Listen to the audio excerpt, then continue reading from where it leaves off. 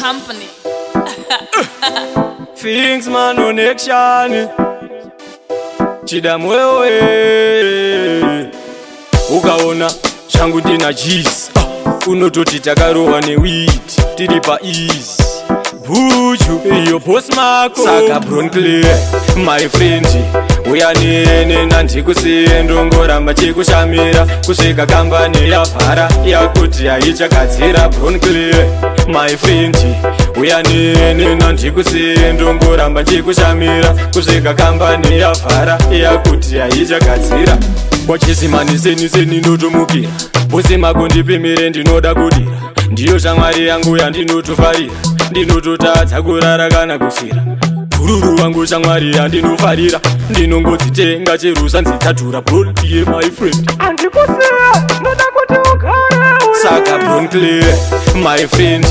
uya nene nandikusiye ndongoramba chikushamira kusvika kambani yavhara yakuti haichagadzira Bronkley my friend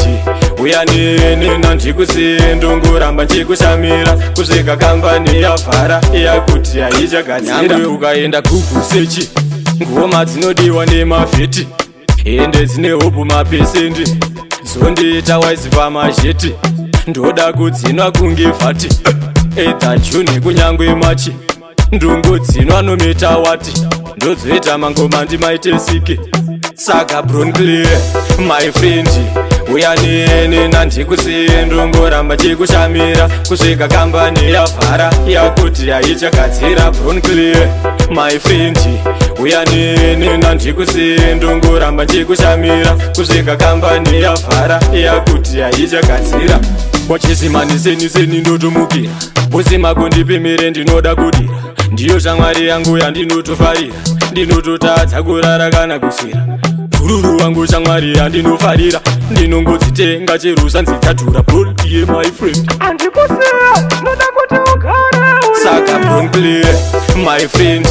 uya nene nandikusiye ndongoramba chikushamira kusvika kambani yavhara yakuti haichagadzira Bronkley my friend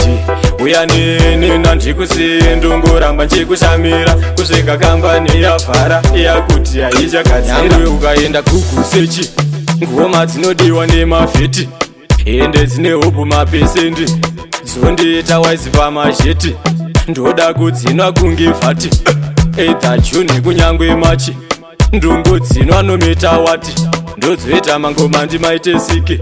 saka Bronkley my friend uya nene nandikusiye ndongoramba chikushamira kusvika kambani yavhara yakuti haichagadzira Bronkley my friend uya nene nandikusiye ndongoramba chikushamira kusvika kambani yavhara yakuti haichagadzira